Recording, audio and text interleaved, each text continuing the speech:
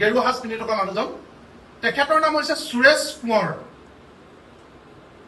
সুৰেশ কোঁৱৰ এওঁৰ JCB dumper truck বোলে কোনেও তাত ৰাখিব নাই। এতিয়া আটাইতকৈ কয়লা আৰু শিলৰ অন্যতম এজন শীৰ্ষ মাফিয়া সুৰেশ কোঁৱৰ, দিছপুৰৰ বৰঘৰৰ একদম ঘনিষ্ঠ মানুহ, চবেই জানো। পীযুষ হাজৰিকা ডাঙৰীয়াৰ লগত ঘনিষ্ঠ বুলি বহুত মানুহে তাত আমাক কৈছে। সুৰেশ কোঁৱৰ আৰু এজন মানুহ আপোনালোকক দেখাইছো।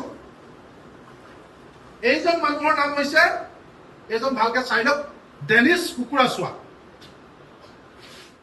ডেনিছ মেইন মাফিয়া তাৰ, বহু মাফিয়া আছে, তাৰ অন্যতম। এখেত কোন জানেনে? এখেত হৈছে প্ৰাক্তন মন্ত্ৰী, বৰ্তমানৰ MP যোগেন মোহনৰ খুলখালিয়ে। ডেনিছ কুকুৰাচোৱা, যোগেন মোহন ডাঙৰীয়াৰ খুলখালিয়ে। এই তপনজ্যোতি গগৈ মানি কালেক্টৰ 2021 চনৰ পৰা বহি আছে, তাত কলৈকো ট্ৰান্সফাৰ নহয়। দুইটা ইফালৰ পৰা ইফালে দুটা ৰেঞ্জতে তেওঁ থাকে। সুৰেশ কোঁৱৰ চৰকাৰৰ বৰঘৰৰ মানুহ, মানি কালেক্টৰ মাফিয়া, নিজেই তেওঁ বোলে JCB তেওঁৰ গাড়ী, সুৰেশ কোঁৱৰ গাড়ী বুলি ক'লে তাত কোনো নাৰাখে। আৰু এওঁ হৈছে ডেনিছ কুকুৰাচোৱা, যোগেন মোহনৰ খুলখালিয়ে বুলি আমি জানিব পাৰিছো।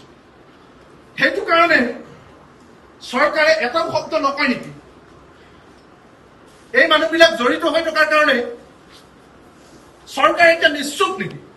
চৰকাৰে এই কথা বতৰাবিলাক ক'ব নোৱাৰে নেকি? কিয় নোৱাৰে? যে তেওঁলোকৰ মানুহ জড়িত হৈ আছে, তেওঁলোকৰ কমিশ্যন আহে, আৰু সেই কমিশ্যনৰ কাৰণে তেওঁলোকে এতিয়া কথা বতৰাবিলাক নকয়, এইটো নেকি কথা? কিয়? আচল কথাটো কি? আমি কৃষক মুক্তি সংগ্ৰাম সমিতিয়ে গোটেই সমগ্ৰ ঘটনাৰ এটা CBI তদন্ত দাবী কৰিছো। আমাক CBI তদন্ত লাগে।